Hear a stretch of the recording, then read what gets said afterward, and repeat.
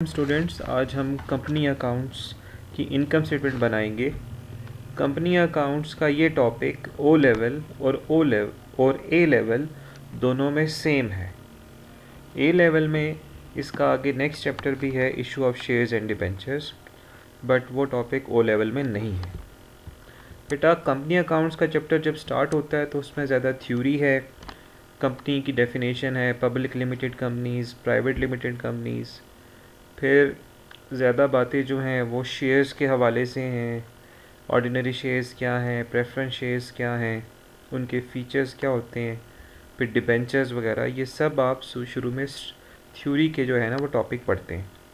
इसके बाद बेटा कंपनी जो है वो हर साल एक एनुअल रिपोर्ट बनाती है जिसमें कंपनी की फाइनेंशियल स्टेटमेंट्स होती हैं, ऑडिट रिपोर्ट होती है, डायरेक्टर रिपोर्ट होती है, बहरहाल। लेकिन अभी जो है हम पढ़ना चाह रहे हैं वो कंपनी की इनकम स्टेटमेंट पढ़ना चाह रहे हैं। एक पब्लिक लिमिटेड कंपनी जो है उसको ये मस्ट है कि वो ईयर एंड पे जाके अपनी इनकम स्टेटमेंट और स्टेटमेंट ऑफ फाइनेंशियल पोजीशन बनाए। पब्लिक लिमिटेड कंपनीज़ याद रखें, हाँ, वो होती हैं जिनके शेयर स्टॉक मार्केट पे ट्रेड हो रहे होते हैं। ओके, स्टार्ट करते हैं। बेटा, इससे पहले आप सोल ट्रेडर की इनकम स्टेटमेंट बना चुके हो, पार्टनरशिप की इनकम स्टेटमेंट भी बना चुके हो। सोल ट्रेडर और पार्टनरशिप की इनकम स्टेटमेंट तकरीबन एक जैसी बनती थी, उन दोनों में कोई मेजर डिफरेंस नहीं है। लेकिन जब आप कंपनी की इनकम स्टेटमेंट बनाएंगे तो थोड़ा सा फॉर्मेट में थोड़ा सा चेंज है। स्टार्ट से ऑल दो सेम है, लेकिन आगे जाके थोड़ा सा चेंज हो जाता है। तो बेटा, अगर हम देखें तो सबसे पहले कंपनी का नाम आ जाएगा, ABC लिमिटेड या जो भी XYZ लिमिटेड है वो यहाँ हम टॉप पे लिखेंगे। फिर सेकंड लाइन में हम बताएंगे कि हम कौन सी स्टेटमेंट बना रहे हैं, income statement for the year ended 31 दिसंबर 2015। ठीक है, इसको आप प्रॉफिट और लॉस स्टेटमेंट भी कह सकते हो, प्रॉफिट और लॉस स्टेटमेंट। ओके बेटा, इसके बाद अगर हम नीचे कॉलम्स में देखें तो आपके पास यहाँ पे 3 कॉलम्स हैं। फर्स्ट कॉलम, सेकंड कॉलम, ये इसको आप मिडिल कॉलम भी कह सकते हो, और ये थर्ड कॉलम है। तो जब आपने सोल ट्रेडर और पार्टनरशिप की इनकम स्टेटमेंट्स बनाई थी तो 2 कॉलम्स यूज़ किए थे, first and second. Anyway, company accounts में आपने ये 3 कॉलम्स देख के डर नहीं जाना बेटा। ये जो फर्स्ट कॉलम है आप देखें, इसमें सिर्फ ये 3 चीज़ें आती हैं। कॉस्ट ऑफ सेल्स के अंदर परचेजेस, कैरेज इनवर्ड्स और परचेजेस रिटर्न, सिर्फ ये 3 चीज़ें आपको फर्स्ट कॉलम में मिलेंगी बेटा। इसके अलावा ज़्यादातर जो चीज़ें हैं अगर आप देखो तो सेकंड कॉलम में हमने लेनी। अच्छा, एक और चीज़ आप अगर आप देखो बेटा तो इसकी जो डॉलर्स की हेडिंग है उसके साथ 3 ज़ीरोज़ लगे हुए, मतलब ये $1000 का एक यूनिट हम ले रहे हैं। इसका मतलब ये है बेटा, देखो अगर हम सेल्स में लिखते हैं ना 100, तो वो 100 नहीं होगा, $100,000 होगा।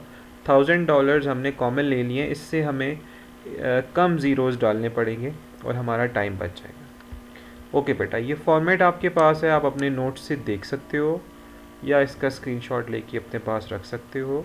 इसका फॉर्मेट थोड़ा सा लंबा है तो मैं इसको थोड़ा सा नीचे ड्रैग करता हूँ, स्क्रॉल करता हूँ जी बेटा। अब अगर आप देखो तो यहाँ अदर इनकम तक आपका फॉर्मेट वही है जो हम सोल ट्रेडर और पार्टनरशिप में करते हैं। लेकिन अदर इनकम के बाद देखें, सोल ट्रेडर हो या पार्टनरशिप हो, उसमें ये वाली जो लाइन थी ना बेटा, लेस, हम इसमें से लेस करते थे, लेस एक्सपेंसेस। लेकिन कंपनीज़ के लिए यहाँ पे वर्ड यूज़ हो रहा है लेस ऑपरेटिव एक्सपेंसेस। देखिए, लेस ऑपरेटिव एक्सपेंसेस। तो ऑपरेटिव एक्सपेंसेस याद रखें, कंपनी के बाकी रनिंग एक्सपेंसेस होते हैं कॉस्ट ऑफ सेल्स को छोड़ के, जैसे सैलरीज़ हैं, रेंट है, हीट एंड लाइट है, टेलीफोन है, कैरेज आउटवर्ड है, एडवर्टाइजिंग, बैड डेट्स, इनरिकवरेबल डेट्स, सब चीज़ें यहाँ पे डिप्रिसिएशन वगैरह आ जाएंगी। बस आपने क्या बात याद रखनी है कि ऑपरेटिव एक्सपेंसेस में इंटरेस्ट और टैक्स नहीं आता। ऑपरेटिव एक्सपेंसेस में बाकी सारे एक्सपेंसेस आ जाते हैं लेकिन इंटरेस्ट और टैक्स नहीं आता। ओके, तो बेटा जब हम ऑपरेटिव एक्सपेंसेस इसमें से लेस करेंगे ना तो आपके पास देखो ये प्रॉफिट आ जाएगा। इस प्रॉफिट को हम बोल रहे हैं profit before interest and tax. मतलब ये वो प्रॉफिट है जो इंटरेस्ट और टैक्स लेस करने से पहले आया है। इसका दूसरा नाम बेटा आपको आना चाहिए, इसको हम प्रॉफिट फ्रॉम ऑपरेशंस भी कहते हैं। Yes, profit before interest and tax को प्रॉफिट फ्रॉम ऑपरेशंस भी कहते हैं। बाकी बेटा फिर इसमें से हम लेस फाइनेंस कॉस्ट करेंगे। फाइनेंस कॉस्ट इंटरेस्ट को कहते हैं, जैसे डिबेंचर्स का इंटरेस्ट है, बैंक लोन का इंटरेस्ट है, और अगर बैंक ओवरड्राफ्ट है तो उसका इंटरेस्ट भी यहाँ आएगा, वो आप यहाँ माइनस कर देंगे। ठीक है, देखिए हम किस तरह चल रहे हैं। ये एक्सपेंसेस आए थे, यहाँ तक एक्सपेंसेस आए थे, इन सब को ऐड करके हमने यहाँ लिखा, फिर ऊपर से हम ग्रॉस प्रॉफिट में अदर इनकम ऐड करते हुए आए और एक्सपेंसेस माइनस किए, तो आपके पास profit before interest and tax आ गया था। अब ये जो इंटरेस्ट हैं तीनों दोनों जो भी हैं इनको लेस करेंगे तो आपके पास बेटा आ जाएगा profit before tax. So profit before tax तक अगर आप पहुंच जाते हो तो आप समझो कि आप बस ख़त्म करने वाले हो इनकम स्टेटमेंट को। अब बिफोर टैक्स का मतलब ये है कि इसमें से टैक्स माइनस करना है। आपको कॉर्पोरेशन टैक्स क्वेश्चन में दिया होगा। कॉर्पोरेशन कहते हैं कंपनीज़ को, कंपनीज़ के प्रॉफिट पे जो टैक्स होता है, ओके, वो यहाँ से आप लेस करेंगे बेटा तो आपके पास प्रॉफिट आफ्टर टैक्स आ जाएगा। प्रॉफिट आफ्टर टैक्स जो है इसको आप प्रॉफिट फॉर द ईयर भी कह सकते हो। ठीक है, सोल ट्रेडर और पार्टनरशिप में हम इसे नेट प्रॉफिट भी कह सकते हैं। So I hope so this is simple. अगर आपको ऊपर से समझ नहीं आती कॉस्ट ऑफ सेल्स वाले सेक्शन से तो वो भी ज़रा देख लें कि देखें जो सेल्स और सेल्स रिटर्न है वो हमने सेकंड कॉलम में लिए हैं, उनके लेस करके जो सेल्स रिटर्न आया वो थर्ड कॉलम में आ गया। फिर बेटा ओपनिंग इन्वेंट्री देखो सेकंड कॉलम में है, क्लोजिंग इन्वेंट्री भी सेकंड कॉलम में है, लेकिन जो परचेजेस रिटर्न और कैरेज इनवर्ड है वो आपका फर्स्ट कॉलम में ऐड होके उसका जो नेट है वो यहाँ आ जाएगा। बाकी उसी तरह ही है। चलें क्वेश्चन करते हैं, फिर बेटा आपको थोड़ा सा इसका आइडिया हो जाएगा कि क्या करना है। अच्छा बेटा, इस वक्त हमारे पास क्वेश्चन 1 है, शिली शैली लिमिटेड। इसका ट्रायल बैलेंस हमें दिया हुआ है इस डेट का 30 जून 2011। इसका मतलब है हमने जो इनकम स्टेटमेंट बनानी होगी वो फॉर द ईयर एंडेड 30 जून 2011 की होगी। अब ये ट्रायल बैलेंस गिवन है, आपको पता है इनकम स्टेटमेंट बनानी हो तो आपको ट्रायल बैलेंस यूज़ करना होता है। अब ट्रायल बैलेंस के अंदर एसेट्स, लाइबिलिटीज़, इनकम, कैपिटल और एक्सपेंसेस सब आइटम्स दिए होते हैं, लेकिन फॉर मेकिंग इनकम स्टेटमेंट आपको पता होना चाहिए कि इनकम स्टेटमेंट में क्या क्या चीज़ें आएंगी। तो चले अब मैं आपको यहाँ पे मार्क करके बताता हूँ कि इनकम स्टेटमेंट में हमारा क्या क्या आएगा। तो बेटा पहले free hold premises at cost हैं, ये तो बिल्ड एसेट है हमारा, ये नहीं आएगा, इनकम स्टेटमेंट में नहीं आएगा। इन्वेस्टमेंट इनकम आ जाए, यस, ये आपका इनकम स्टेटमेंट में आएगा बेटा। ओके, तो हम यहाँ पे लिख लेते हैं जी इनकम स्टेटमेंट में आएगा। डिलीवरी व्हीकल्स एट कॉस्ट, ये एसेट है, प्रोविजन लाइबिलिटी है। ऑफिस इक्विपमेंट एसेट है, प्रोविजन लाइबिलिटी है। ट्रेड रिसीवेबल्स एसेट्स हैं, ट्रेड पेएबल्स लाइबिलिटीज़ हैं। बैलेंस एट बैंक एसेट है, ये लाइबिलिटी भी हो सकता है अगर इसका क्रेडिट साइड पे बैलेंस हो। यस, डिबेंचर्स वैसे तो अगर आप देखो तो लाइबिलिटी हैं, ये इनकम स्टेटमेंट में नहीं आते, ये एसएफपी में आते हैं। लेकिन मुझे पता है कि ये जो 12% इंटरेस्ट लगा दिए ना उसने साथ में, तो ये जो 12% इंटरेस्ट है ना बेटा, ये इनकम स्टेटमेंट में हमने लेना होगा। ठीक है, तो मैं लिख देता हूँ। इसी तरह जो बैंक लोन है 10% इसका इंटरेस्ट है, ये भी आपको पता है कि बेटा ये इनकम स्टेटमेंट में आता है। बैंक लोन इटसेल्फ जो है ना वो $20,000 है, ये एसएफपी में आएगा, लेकिन इसका जो 10% हम लेंगे इंटरेस्ट वो आपका इनकम स्टेटमेंट में आएगा। अच्छा बेटा, फिर ऑर्डिनरी शेयर्स हैं, नहीं आएंगे। Redeemable preference shares income statement में नहीं आएंगे। फिर profit from disposal of equipment है, प्रॉफिट है, इनकम की नेचर है इसकी, तो ये इनकम स्टेटमेंट में आएगा। Then we have discount received, yes, ये इनकम स्टेटमेंट में आएगा। रेवेन्यू है, सेल्स, देखें कंपनी की जो सेल्स होती हैं उसको हम रेवेन्यू बोलते हैं। तो कंपनी के इनकम, अगर आपने कंपनी की इनकम स्टेटमेंट बनानी है तो सेल्स का वर्ड मत ढूंढने बैठ जाना, आपको रेवेन्यू का वर्ड दिया होगा। Revenue and sales are interchangeable words, okay. अच्छा, purchases return income statement, opening inventory आपको दी हुई है। देखो आपका ईयर एंड हो रहा है 30 जून 2011, और यहाँ पे जो आपकी इन्वेंट्री है ये ईयर के पिछले साल की ईयर एंड की दी हुई है, मतलब इस साल की ईयर स्टार्ट की दी हुई है, तो वो 30 जून 2010 आ जाता है। अगर हम और सिंपल करना चाहें तो आप इसको इस तरह लिख सकते हो, देखो 1 जुलाई 2010, ये आपकी ओपनिंग इन्वेंट्री। अच्छा जी, परचेजेस में आ जाएं, ये इनकम स्टेटमेंट में आएगा। सेल्स रिटर्न इनकम स्टेटमेंट में आएगा। कैरेज इनवर्ड इनकम स्टेटमेंट में आएगा। एडवर्टाइजमेंट एडमिनिस्ट्रेशन एक्सपेंस आएगा जी इनकम स्टेटमेंट में, डिलीवरी व्हीकल एक्सपेंस आएंगे, एडवर्टाइजमेंट इनकम स्टेटमेंट में आएगा, ऑफिस एक्सपेंसेस इनकम स्टेटमेंट में आता है। तो काफ़ी सारे आइटम्स हैं, अगर आप देखो तो वो आ रहे हैं। डिबेंचर्स इंटरेस्ट पेड, यस ये इनकम स्टेटमेंट में आएगा, लेकिन हमने यहाँ पे इसको मार्क कर लिया है। तो हम याद रखें, बैंक लोन हो या डिबेंचर हो, उसका जो इंटरेस्ट है वो आप मल्टीप्लाई करके निकालेंगे। जैसे डिबेंचर्स का इंटरेस्ट कैसे निकलेगा, डिबेंचर्स $100,000 के हैं, $100,000 मल्टीप्लाई बाई 12 डिवाइड बाई 100, ये आपका साल का इंटरेस्ट है। नॉर्मली जो इंटरेस्ट पेड दिया होता है वो पूरे साल का नहीं होता। यहाँ पे आप करके देख लें, जैसे 100 का 12% अगर आप लें तो $12 इंटरेस्ट बनता है डिबेंचर्स का पूरे साल का। तो $12 में से आपने इंटरेस्ट कितना पे किया हुआ है? सिर्फ आपने तो सिर्फ $6 का इंटरेस्ट पे किया हुआ है, ठीक है। तो जो कि गलत है, आपको पूरे साल का इंटरेस्ट जो है वो पे करना है। तो अभी हम देखते हैं बेटा, इसको भी इंशाल्लाह साथ साथ सॉल्व करेंगे। अच्छा जी, फिर यस ये वो चीज़ें हैं हमने ट्रायल बैलेंस के अंदर मार्क कर लिया कि कौन कौन सी चीज़ें इनकम स्टेटमेंट में आती हैं। अच्छा जी, फिर इसके बाद अगर आप देखें, हमारे पास आउटसाइड द ट्रायल बैलेंस कुछ एडिशनल इन्फॉर्मेशन दी होती है।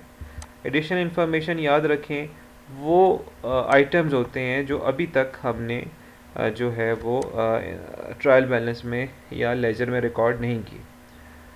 तो हमारे पास पहले क्लोजिंग इन्वेंट्री है, yes closing inventory income statement में आती है। अच्छा, फिर यहाँ पे अगर आप देखें तो लिखा हुआ है एक्रूड डिलीवरी व्हीकल एक्सपेंसेस, कि जब आपका ईयर एंड हुआ तो डिलीवरी व्हीकल एक्सपेंसेस जो थे वो 2000 आपने और पे करने थे इसी साल के लिए जो एंड हुआ है, लेकिन वो आप पे नहीं कर पाए। तो हम एक काम करते हैं, एक्रूड है मतलब ये भी इस साल के एक्सपेंसेस में आने चाहिए।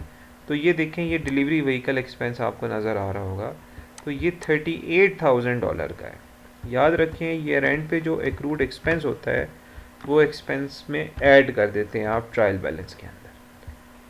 इसका मतलब क्या हुआ कि ड्यूरिंग द ईयर आपने $38,000 के डिलीवरी व्हीकल एक्सपेंसेस पे किए, 2000 और भी पे करने थे, लेकिन आप ईयर एंड तक पे नहीं कर पाए। तो इसका मतलब है कि ये साल का एक्सपेंस है। तो ईयर एंड का जो एक्रूड एक्सपेंस है बेटा, वो आप एक्सपेंस में ऐड करेंगे, और अगर ईयर एंड पे प्रीपेड एक्सपेंस हो तो वो आप यहाँ से माइनस कर देंगे। मतलब अगर ये डिलीवरी व्हीकल एक्सपेंसेस एक्रूड ना होते ईयर एंड पे, बल्कि प्रीपेड होते 2000 के, तो मैं यहाँ पे 2000 ऐड ना करता बल्कि लेस करता। ओके बेटा, तो हम वैसे इसके साथ लिख लेते हैं ताकि हमें भूले ना कि ये भी इनकम स्टेटमेंट में आएगा।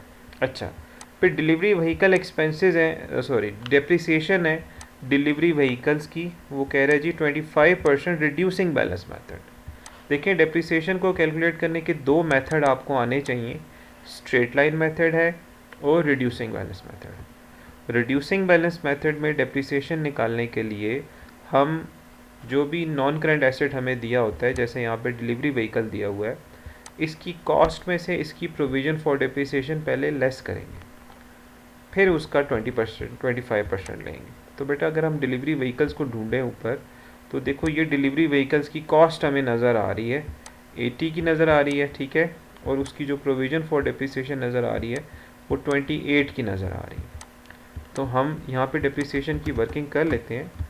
तो बेटा देखो 80 है इसकी कॉस्ट है, 80 में से हम 28 माइनस करेंगे कि डिलीवरी व्हीकल्स हमने $80,000 के ख़रीदे थे, आज की डेट तक वो 28,000 डेप्रिसिएट हो चुके हैं।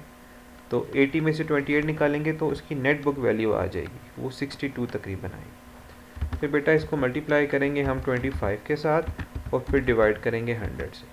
तो अब हम देख लेते हैं कि हमारा आंसर जो है वो क्या आता है, जल्दी से इसको देखते हैं। सो अगर हम देखें तो मैंने ये कैलकुलेट किया हुआ है अपने पास, ये 13 आता है जी बेटा, ये 13 आता है, ठीक है। ओके, मैं इसको थोड़ा कलर्ड कर देता हूँ। बेहतर तो ये होता है बेटा कि आप इन कैलकुलेशंस की अलग वर्किंग शो करें क्वेश्चन में, तो इंशाल्लाह हम वो करेंगे। अच्छा बेटा, डेप्रिसिएशन हो गई, हम डिलीवरी व्हीकल्स की डेप्रिसिएशन निकाल चुके हैं। रिड्यूसिंग बैलेंस मेथड था, उसके लिए हमने एसेट की कॉस्ट में से पहले प्रोविजन फॉर डेप्रिसिएशन को लेस किया, और प्रोविजन फॉर डेप्रिसिएशन एसेट की कॉस्ट के बिल्कुल नीचे दी होती है, देखो जैसे यहाँ पे दी हुई। ओके, फिर आगे चलते हैं। फिर ऑफिस इक्विपमेंट है, इसकी डिप्रिसिएशन है 10% ऑन कॉस्ट। जब ऑन कॉस्ट लिखा हुआ आ जाए, आप समझ जाओ ये स्ट्रेट लाइन मेथड है, तो आपको ऑफिस इक्विपमेंट की कॉस्ट देखनी है और उसका 10% ले लेना है, ठीक है। अब ऑफिस इक्विपमेंट एट कॉस्ट अगर आप देखो बेटा, तो ये $70,000 का हमें नज़र आ रहा है। तो $70,000 जो हैं, इसमें से माइनस कुछ भी नहीं करना हमने, ठीक है, क्योंकि ये स्ट्रेट लाइन मेथड से हम चल रहे हैं। ओके, तो $70,000 की जी ऑफिस इक्विपमेंट हैं, हम यहाँ लिखते हैं मल्टीप्लाई बाय 10, क्योंकि डिप्रिसिएशन का परसेंटेज दिया हुआ है 10 डिवाइडेड बाय 100। सो इसको भी मैं राइट कर देता हूँ। तो बेटा अगर आप देखो तो यहाँ पे हमारा जो आंसर आएगा वो 7 आएगा, ठीक है जी। अब आखिरी जो एडजस्टमेंट दी हुई है वो कॉर्पोरेशन टैक्स की दी हुई है। ये वही टैक्स है जो हमने एंड में माइनस करना है, जिसको लेस करने के बाद हमारा जो है वो प्रॉफिट आफ्टर टैक्स आ जाएगा। याद रखो कॉर्पोरेशन टैक्स और इंटरेस्ट जो है बैंक लोन का या डिबेंचर्स का जो इंटरेस्ट है वो अब एक्सपेंसेस में नहीं लेना, अच्छा वो अलहदा से है, बाद में आता है। ओके बेटा, सो this is good, let's start the question. अब आप बेहतर ये है कि नोट्स में आप ये क्वेश्चन खोल के रखें और इस तरह मार्क कर लें अपने पास, और साथ साथ जो है ना वो उसको देखते जाएं, ठीक है। Okay, so let's start. अब मुझे फॉर्मेट याद है बेटा, मैं दोबारा अगर आपको फॉर्मेट दिखा देता हूँ, ये हमारा फॉर्मेट था, ठीक है। तो हम फॉर्मेट के मुताबिक चीज़ें लिखेंगे और जो इनकी वैल्यूज़ हैं वो क्वेश्चन में से पिक कर देंगे, ठीक है जी।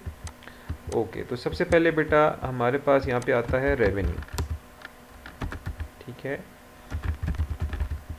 तो क्वेश्चन में अगर आप देखो तो हमें रेवेन्यू दिया हुआ है 1000। ओके, अब इसमें से अब अगर आप लेस करेंगे सेल्स रिटर्न, सेल्स रिटर्न बेटा हमें अगर हम क्वेश्चन में जाएं तो देखो रेवेन्यू हमें ये दिया हुआ था, दिस इज़ अवर रेवेन्यू 1000 का है, ये हमने ले लिया है। चलो हम जो जो चीज़ें ले लेंगे उनको ग्रे कर देंगे, ठीक है जी। उसके बाद सेल्स रिटर्न हमने लिया है, देखो ये $20 का सेल्स रिटर्न है। तो $1000 का रेवेन्यू है, मतलब सेल्स हमारी $1000 हैं। इसमें से हमने जो है वो $20,000 जो है बेटा सेल्स रिटर्न माइनस करना है, तो हम इसमें से ये इसको माइनस कर देते हैं।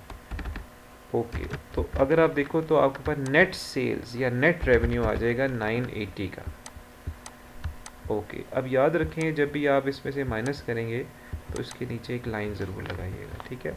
ओके जी, फिर हमारे पास लेस करेंगे क्या, कॉस्ट ऑफ सेल्स, ये हेडिंग है, ठीक है।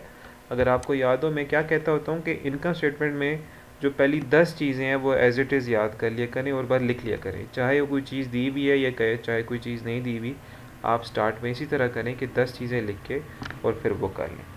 ओके, तो कॉस्ट ऑफ सेल्स में बेटा अगर हम फॉर्मेट देखें तो पहली चीज़ जो आती है वो आती है ओपनिंग इन्वेंट्री, ठीक है।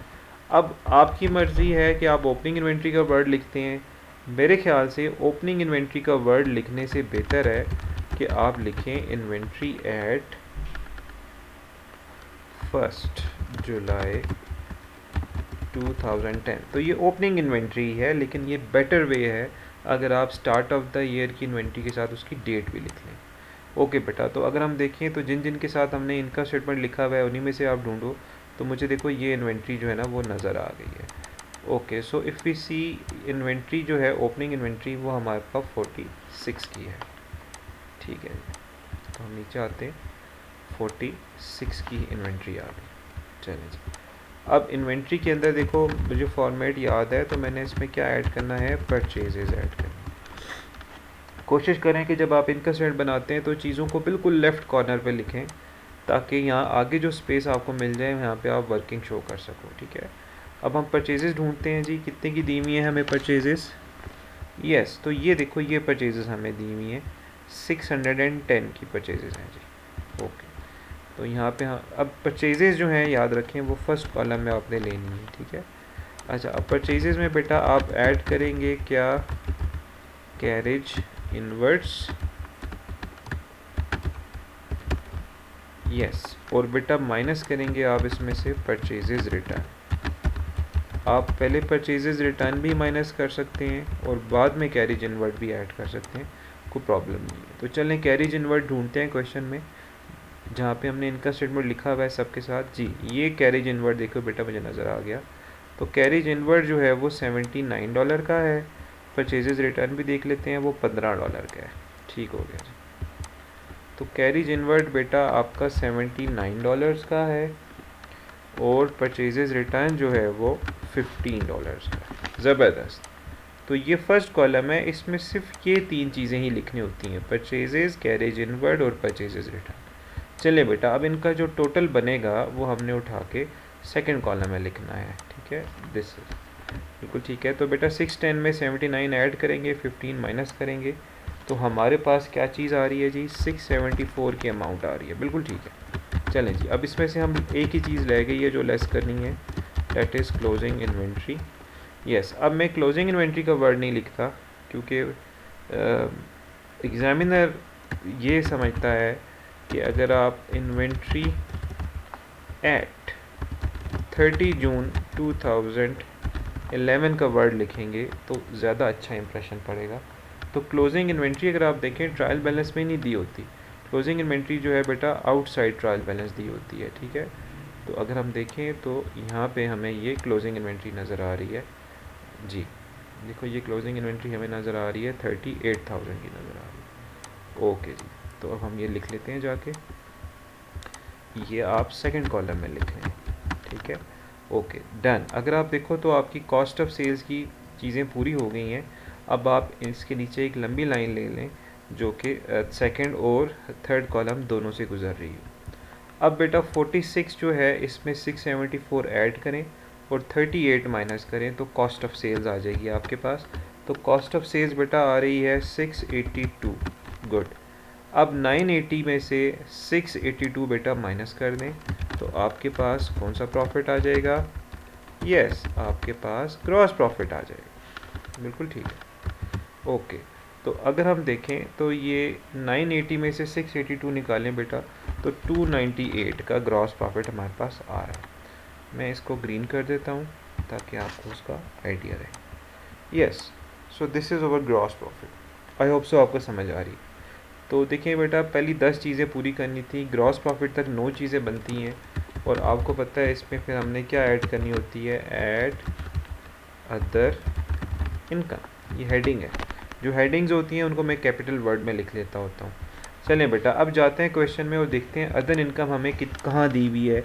अच्छा बेटा, अब जो जो चीज़ें हमने पिक करनी है इनकम स्टेटमेंट वाली, देखिए मैंने उनको ग्रे कर दिया है। तो जो आप इसकी जगह टिक लगा सकते हो, जैसे रेवेन्यू के पीछे टिक लगा दें, परचेजेस रिटर्न के पीछे टिक लगा दें, इन्वेंट्री के पीछे टिक लगा दें। तो टिक मार्क जब आप यूज़ करेंगे आपको क्वेश्चन में से चीज़ें पिक करना आसान हो जाएंगी। चलें जी, अब ज़रा ऊपर से नीचे आते हैं। देखो, ये मुझे इन्वेस्टमेंट इनकम रिसीव्ड नज़र आ रही, ये मेरी अदर इनकम है। चलें लिखते हैं जाके अदर इनकम में इन्वेस्टमेंट इनकम। ठीक है जी, तो इन्वेस्टमेंट इनकम कितनी है जी, 60 की है। सेकंड कॉलम में बेटा लिखना है। मोस्ट ऑफ द चीज़ें जो हैं वो सेकंड कॉलम में लिखी जाती हैं। अब आपका फर्स्ट कॉलम जो है वो यूज़ नहीं होगा। ओके जी। अच्छा, अब मैं इनको ये बिला वजह ज़रा कलर्ड हुए में, तो मैं इनको हटा देता हूँ ताकि आपको कन्फ्यूजन ना रहे। ओके बेटा, तो अगर आप देखो तो इवेंचुअल रिटर्न्स वगैरह ये बाद में लेना है। हाँ जी, ये देखो profit from disposal of equipment दिया हुआ है। यस, ये अगर आप देखो बेटा तो ये इनकम स्टेटमेंट में आएगा। उसके नीचे देखो डिस्काउंट रिसीव्ड दिया हुआ है, ये भी इनकम स्टेटमेंट में आएगा। ठीक है, तो प्रॉफिट 40 का है और डिस्काउंट रिसीव $2 का है। चले जी, अदर इनकम में लिख लेते हैं हम profit from disposal of non current asset. वो बेसिकली नॉन करंट एसेट कोई मशीन हो सकती है, कोई बिल्डिंग हो सकती है, कोई इक्विपमेंट फर्नीचर हो सकता है। तो वो उसका वर्ड यहाँ लिखा होगा, जैसे profit from disposal of machine, profit from disposal of furniture, profit from disposal of building. तो इस जैसी वर्डिंग है आप उसी तरह यूज़ करें। अच्छा, इसके अलावा बेटा हमें डिस्काउंट रिसीव्ड भी दिया हुआ था, अभी मैंने ऊपर से आपको बताया है। जो डिस्काउंट रिसीव्ड है वो बेटा हमें $2 का दिया हुआ। ओके, तो अगर आप देखो तो ये 3 ही अदर इनकम हमारे पास आ रही हैं, इनके अलावा कोई नहीं है। तो अब हम क्या करेंगे बेटा, अब ये जो 3 अदर इनकम हमारे पास आई हैं, इसके नीचे एक लाइन लगा देंगे और इसका जो सम है, जो टोटल है, वो हम आगे लिख लेंगे। ठीक हो गया जी। अब फॉर्मेट को साथ साथ देखते जाएं। देखें बेटा, अगर हम फॉर्मेट में देखें तो हम यहाँ तक हमने कर लिया है जी, यहाँ तक। ठीक है, यहाँ तक मैं इसको ऑरेंज कर देता हूँ, यहाँ तक हमने कर दिया है बेटा। अब इसके बाद हमने एक चीज़ लेस करनी है, दैट इज़ ऑपरेटिव एक्सपेंसेस। देखते हैं अब हमारे बिल्कुल ठीक है जी। तो अगर आप देखो तो हमारे पास बिल्कुल हमने मार्क की हुई हैं चीज़ें कि इनकम स्टेटमेंट में कहाँ कौन कौन सी चीज़ें आती हैं। तो जिनको अभी तक हमने ग्रे नहीं किया, तो अब हम उनमें से चीज़ें लेंगे, ठीक है, और उनमें से एक्सपेंसेस उठाएंगे। चलें बेटा, अब हमारे पास हेडिंग आ रही है लेस जी, लेस ऑपरेटिव एक्सपेंसेस, ये हेडिंग है बेटा, बिल्कुल ठीक है। अब ऑपरेटिव एक्सपेंसेस में हम अब ऊपर से नीचे आएँ तो ये डिबेंचर इंटरेस्ट और बैंक लोन का इंटरेस्ट ये अभी नहीं लेना, ठीक है। ये देखें, आपको यहाँ पे ये एक्सपेंसेस दिए हुए हैं, ठीक है, ये 4 एक्सपेंसेस दिए हुए हैं। एडमिनिस्ट्रेशन वेजेस एंड सैलरीज़ हैं बेटा $36,000 की, ये ले लेते हैं सबसे पहले। एडमिनिस्ट्रेशन वेजेस एंड सैलरीज़, ठीक हो गया जी। एडमिनिस्ट्रेशन वेजेस एंड सैलरीज 36 की हैं, इनको हम ग्रे कर देते हैं। ओके जी, ठीक है। उसके बाद डिलीवरी व्हीकल एक्सपेंसेस हैं 38 + 2, ये भी ले लेते हैं।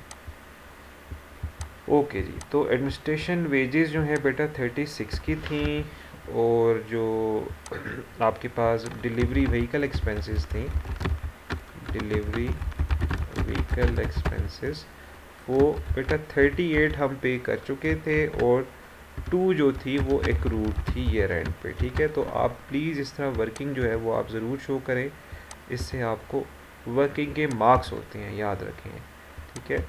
तो टोटल हमारे पास जो बेटा यहाँ पे आएगा वो $40 आएगा, ठीक है, ओके। अच्छा जी, ऊपर चलते हैं वापस। तो अब देखिए, इसके बाद हमें जो एक्सपेंस नज़र आ रहा है वो एडवर्टाइजिंग का है 34 का। तो चलते हैं नीचे, लिखते हैं, तो यहाँ पे एडवर्टाइजिंग जो है, एडवर्टाइजिंग एक्सपेंस जी, एडवर्टाइजिंग एक्सपेंस जो है बेटा वो हमें 34 का दिया हुआ है। अच्छा जी, फिर ऑफिस एक्सपेंसेस दिए हुए हैं 24 के, ठीक है। तो हम ये भी ले लेते हैं, ऑफिस एक्सपेंसेस 24 के ले लेते हैं, ओके। तो हम अभी ऑपरेटिव एक्सपेंसेस लिखते जा रहे हैं, हमें मार्क्स मिलते जाएंगे, ठीक है। तो ये 24 के। अच्छा, अब अगर हम ट्रायल बैलेंस में देखें तो हमें ये डिबेंचर इंटरेस्ट पेड नज़र आ रहा है। ट्रायल बैलेंस में बस अब सिर्फ ये इंटरेस्ट वाली 3 चीज़ें रह गई हैं, ये अभी हमने नहीं लेना, ये हमने नीचे जाके लेना होगा जब हम profit before interest and tax तक पहुंच जाएंगे। चलिए बेटा, अभी अगर आप देखो तो ये एक्रूड डिलीवरी व्हीकल एक्सपेंसेस थे 2000 के, ये हमने ऐड कर दिए हैं। यस, अब ये देखें, ये जो डिप्रिसिएशन वाली आइटम्स है ना, 2, ये डिलीवरी व्हीकल और ऑफिस इक्विपमेंट, इन दोनों की डिप्रिसिएशन हमने ऑपरेटिव एक्सपेंसेस में लेनी है। अगर आप देखो तो हम यहाँ पे इनकी वर्किंग कर चुके हैं, इसी वर्किंग को उठा के आपने बेटा यहाँ पे लिख लेना है, ठीक है। तो यहाँ पे हम आते हैं और लिखते हैं डिप्रिसिएशन, और ये डिप्रिसिएशन किसकी है जी, डिलीवरी व्हीकल्स की है, और इसकी वर्किंग शो करते हैं जी। 80 की हमने ख़रीदी थी, 28 की डिप्रिसिएट हो चुकी थी इस साल के शुरू तक, और फिर इसका 25/100 हमने ले लेना है, ठीक है। तो ये हमारे पास ये इसकी वर्किंग आ गई। थोड़ा सा मैं गैप दे देता हूँ आपके लिए, बिल्कुल ठीक है। तो ये $13,000 की डिप्रिसिएशन बनती है जी। फिर इसके बाद बेटा अगर आप देखें तो डिप्रिसिएशन अब हम ले रहे हैं ऑफिस इक्विपमेंट की, ठीक है। ये हमें क्वेश्चन में गिवन है, हमने इसकी वर्किंग भी क्वेश्चन में कर ली थी। तो बेटा ये $70,000 का हमने ख़रीदा था, हर साल इसकी 10% डिप्रिसिएशन लगानी है, तो यहाँ पे $07 का। ओके बेटा, दैट्स इट। ये देखो यहाँ पे हम वर्किंग कर चुके हैं, इसलिए मैंने इस पर थोड़ा कम टाइम लगाया है, ओके। तो बेटा सारे एक्सपेंसेस तकरीबन हमने ऑपरेटिव एक्सपेंसेस जो बनते थे ले लिए हैं। याद रखें ऑपरेटिव एक्सपेंसेस जो हैं इनके अंदर हमने इंटरेस्ट और जो है वो टैक्स नहीं लेते, ठीक है। तो हमारे पास ये 6 ऑपरेटिव एक्सपेंसेस इस वक्त आए हैं। इसके अलावा देखो बेटा इरिकवरेबल डेट जो है वो भी ऑपरेटिव एक्सपेंस में आता है। प्रोविज़न फॉर डाउटफुल डेट अगर बढ़ रही है ईयर एंड पे तो भी ऑपरेटिव एक्सपेंस में आएगा। अगर प्रोविज़न फॉर डाउटफुल डेट कम हो रही है ईयर एंड पे तो वो फिर अदर इनकम में आएगा। ओके, इसके अलावा दोबारा सुन लें कि अगर ईयर एंड पे एक्सपेंसेस एक्रूड हैं तो उनको ऐड करें। जैसे यहाँ पे 38 में हमने 2 ऐड किया है, 2 एक्रूड था। अगर इसी तरह अगर ईयर एंड पे प्रीपेड एक्सपेंस होता तो मैं उसमें से ये 2 जो था वो मैं माइनस करता 38 में से। ओके बेटा, सो अब जो चीज़ें हमें गिवन है बस हम वही लेके चलते हैं आगे। अच्छा जी, अब एक्सपेंसेस का टोटल कर लेते हैं, सम कर लेते हैं, और जो एक्सपेंसेस हमारे पास आएंगे बेटा वो फिर हमने यहाँ पे लिख के माइनस करने होंगे ना। ओके, तो इफ़ वी सी 36 + 40 34 24 13 और 7, इन 6 एक्सपेंसेस को मैं ऐड करता हूँ अपने पास तो मेरे पास बेटा आ रहा है 154, ठीक है। ओके, तो ये ग्रॉस प्रॉफिट है 298, इसमें हम 102 ऐड करेंगे जो कि अदर इनकम थी। इसमें से फिर 154 जो टोटल एक्सपेंसेस हैं आपके ऑपरेटिव एक्सपेंसेस वो माइनस कर देंगे। तो हमारे पास जो बेटा वैल्यू आ रही है वो 246 की आ रही है जी। अब अगर आप देखो तो ये कौन सा प्रॉफिट आ गया हमारे पास, profit before interest and tax. इसको आप प्रॉफिट फ्रॉम ऑपरेशंस भी कह सकते हो, ठीक है जी, आपकी मर्ज़ी है। वैसे profit before interest and tax का वर्ड लिखें तो ज़रा इजी रहता है बंदा। ओके, तो अगर आप यहाँ देखो बेटा तो हम अब एक्सपेंसेस को ऐड करके लेस कर दिया है तो हम यहाँ तक पहुँच आए हैं। मैं इसको रेड कर देता हूँ ताकि आपको नज़र आए। हम यहाँ तक पहुँच आए हैं, यहाँ तक profit before interest and tax तक पहुँच आए हैं, जिसको जो है वो हम प्रॉफिट फ्रॉम ऑपरेशंस भी कह सकते हैं, ठीक है। यहाँ तक हम पहुँचे हैं, रेड लाइन, रेड एरिया तक। अब इसमें से हमने बेटा एक ही चीज़ लेस करनी है, finance cost. Finance cost interest को कहते हैं। याद रखें कंपनी 3 चीज़ों के ऊपर इंटरेस्ट देती है, डिबेंचर्स के ऊपर इंटरेस्ट साल का, बैंक लोन के ऊपर इंटरेस्ट पूरे साल का, और बैंक ओवरड्राफ्ट का इंटरेस्ट वो कुछ महीनों का होगा, वो आपको क्वेश्चन में अक्सर गिवन होता है। अच्छा जी, अब हमारे पास हेडिंग आ रही है बेटा, हमने लेस करनी है फाइनेंस कॉस्ट। फाइनेंस कॉस्ट, तो फाइनेंस कॉस्ट मतलब इंटरेस्ट माइनस करना है। तो मैं यहाँ पे लिख लेता हूँ इंटरेस्ट ऑन डिवेंचर्स, फिर मैं लिख लेता हूँ interest on bank loan. Yes, तो अब अगर आप देखें इनकम स्टेटमेंट की जो चीज़ें थी वो सिर्फ यही 3 रह गई हैं। देखो एक ये है, अब डिबेंचर्स हैं 100,000 के डिबेंचर्स है बेटा, इनके ऊपर 12% इंटरेस्ट देना है। तो अब हम ज़रा लिख लेते हैं यहाँ पे डिबेंचर्स हैं, इनके आगे आप वर्किंग लिखें, 100,000 के डिबेंचर्स हैं बेटा, 12% इंटरेस्ट साल का देना है। तो वो कुछ इस तरह की वर्किंग बनेगी। तो बेटा ये $12,000 का डिबेंचर इंटरेस्ट बनता है, ये मैंने सेकंड कॉलम में लिखा है। अगर मैं यहाँ क्वेश्चन में देखूँ तो मुझे डिबेंचर इंटरेस्ट पेड 6 दिया हुआ है, ठीक है, बट मैं ये नहीं लूँगा। क्यों नहीं लूँगा बेटा, क्योंकि डिबेंचर का जो साल का इंटरेस्ट है ना वो 12 बनता है, पे जो हुआ हुआ है वो सिर्फ 6 हुआ हुआ है। तो इसका मतलब ये हुआ कि आपने आधे साल का डिबेंचर का इंटरेस्ट पे किया हुआ है, आधे साल का भी आपने और पे करना है। तो आप इसको इस तरह भी कर सकते हो जैसे मैंने बोला, या आप इसको इस तरह भी लिख सकते हो। आपको पता है ना साल का जो इंटरेस्ट है वो 6 है, 12 है सॉरी, तो 6 पे हो गया है, 6 जो है वो एक्रूड है। यस, 6 जो है वो एक्रूड है। तो आप इस तरह भी इसको लिख सकते हो, ठीक है।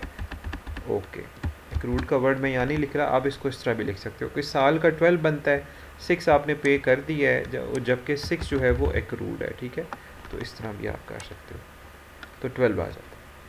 तो अब इससे क्या होगा बेटा कि हमारे एक तो अब हमने, इसका मतलब है ये हमने नहीं लेना, ये जो डिबेंचर इंटरेस्ट आपने 6 पे किया हुआ था तो इसको ग्रे कर दें ताकि हमारी जान छूटे इससे।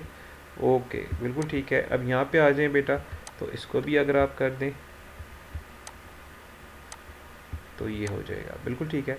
अगर आप देखो तो अब एक ही चीज़ इनकम स्टेटमेंट की रह गई है जो हमने ट्रायल बैलेंस से अभी तक नहीं ली, वो बैंक लोन है 10%। तो वो इंटरेस्ट लेना है बैंक लोन का ना। बैंक लोन जो है वो खुद SOFP में आएगा, 20,000 का लोन है, लेकिन 20,000 का जो लोन है बेटा, आपको पता है ना, उसका 10% इंटरेस्ट हमने लेना है।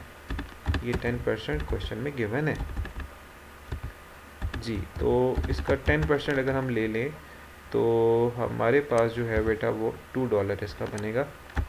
मैं आपको दोबारा बता देता हूँ, देखो ये हमें जो बैंक लोन है इसके साथ ये 10% का साइन लगा हुआ है। ओके जी, डन। तो क्वेश्चन में से हमने तकरीबन सारी चीज़ें ले ली हैं, यहाँ से ये डेप्रिसिएशन वगैरह भी ले ली है, तो इसको भी हम ग्रे कर देते हैं जी, सॉरी जी। तो अगर आप देखो तो इस तरह सब हो रहा है, ठीक है। अच्छा, अब एक चीज़ बेटा अब आपने बड़े ध्यान से जो है वो देखनी है कि अब हमारे पास जो है वो क्या चीज़ है जो रह गई है इसमें से माइनस करनी। अच्छा, अब यहाँ पे बैंक ओवरड्राफ्ट का तो इंटरेस्ट नहीं है, तो अब हम इसमें से इंटरेस्ट को ऐड करके उसमें से माइनस कर देते हैं जी। तो यहाँ पे अगर आप देखो तो 12 और 2 14 का इंटरेस्ट बनता है, वो आप यहाँ लिखें, ठीक है। अब 246 हमारा profit before interest and tax था, इसमें से $14 का इंटरेस्ट लेस करेंगे तो हमारे पास जो है वो 232 ये आ जाएगा। इसको हम बोलेंगे बेटा ये हमारे पास आ गया प्रॉफिट बिफोर टैक्स, ठीक हो गया, सही हो गया। अब ये प्रॉफिट बिफोर टैक्स हमारे पास आ गया है। अब एक चीज़ इसमें से बस बेटा माइनस करनी रह गई है, that is less corporation tax. Yes, तो कॉरपोरेशन टैक्स जो है वो हमें गिवन है क्वेश्चन में, बस वो आप उसकी कोई वर्किंग भी नहीं है, तो आपको जितना कॉरपोरेशन टैक्स दिया हुआ है वो आप यहाँ पे लिखें और इसमें से माइनस कर दें। तो कॉरपोरेशन टैक्स जो है हमें $16,000 का पे करना है इस साल, तो आप यहाँ पे इसको ले लें, ठीक है जी। तो $16,000 का कॉरपोरेशन टैक्स यहाँ से माइनस होगा, इसके नीचे लाइन आएगी, डार्क लाइन आपने लगानी होती है, क्योंकि जब भी आप ऐड लेस करके नीचे आंसर लिखना चाहेंगे, टोटल लिखना चाहेंगे या रिज़ल्ट लिखना चाहेंगे, तो फिर आपको एक लाइन लगानी है। चले बेटा, अब ये सब करने के बाद, इतनी मेहनत करने के बाद इनकम स्टेटमेंट कंप्लीट हो गई है और आपके पास ये जो प्रॉफिट आया है इसको हम बोलेंगे ये हमारा प्रॉफिट आफ्टर टैक्स आ गया है जी, बिल्कुल ठीक है। तो ये है 2160, मैं इसको ग्रीन कर देता हूँ ताकि आपको समझने में आसानी हो जी। तो this is our profit after tax. ये वो अमाउंट थी जिसको निकालने के लिए हमने ये पूरे फॉर्मेट को फॉलो किया। याद रखें, आप इस फॉर्मेट को चेंज नहीं कर सकते, ये फॉर्मेट जो है वो हमें अकाउंटिंग के रूल्स, अकाउंटिंग के स्टैंडर्ड्स ने बताया है। कंपनी में जो इनकम स्टेटमेंट और SOFP बनती है वो IAS 1 के थ्रू बनती है, इंटरनेशनल अकाउंटिंग स्टैंडर्ड 1, ये वो रूल है जिसके थ्रू हमने ये इनकम स्टेटमेंट बनाई है बेटा। ओके, मैं कोशिश करता हूँ कि इसको थोड़ा छोटा कर दूँ ताकि आप इसका एक ही स्क्रीनशॉट ले सकें, लेकिन मुझे नहीं लगता कि ये हो सकेगा। ओके, तो बेटा this is our income statement शिली शैली लिमिटेड। हमारा ईयर एंड हो रहा था 30 जून 2011 और जबकि ईयर स्टार्ट जो था वो था 1 जुलाई 2010, ठीक है। तो काइंडली आप इसका स्क्रीनशॉट ले लें, ठीक है। आप दो हिस्सों में स्क्रीनशॉट ले लें इसका, एक तो इस तरह आ जाएगा, अब ले लें स्क्रीनशॉट, ओके, और दूसरा आप इसका स्क्रीनशॉट इधर से, यहाँ से नीचे से ले लें, बिल्कुल ठीक है। बेटा आप इसी क्वेश्चन को दोबारा प्रैक्टिस करें और आपके पास इसका सॉल्यूशन मौजूद है। गलती करेंगे तो सीखेंगे, बट प्रैक्टिस करें। सही करते हैं गलत करते हैं इसकी प्रैक्टिस करें। अगर बच्चा ये समझ रहा है कि जी सर ने करा दिया और मुझे भी आ गया है, तो वो अपने साथ जो है वो झूठ बोल रहा है। पेपर में वही बच्चा कामयाब होगा जिसने बहुत ज़्यादा क्वेश्चन सॉल्व किए होंगे, प्रैक्टिस की होगी, गलतियाँ की होंगी और सीखा होगा, ठीक है बेटा। तो अकाउंटिंग में सिर्फ पढ़ना नहीं है, प्रैक्टिस करनी है, लिखना है, क्वेश्चन सॉल्व करने हैं। थैंक यू वेरी मच बेटा, ऑल द बेस्ट। इंशाल्लाह मिलेंगे फिर एक नई वीडियो के साथ। अल्लाह हाफिज़।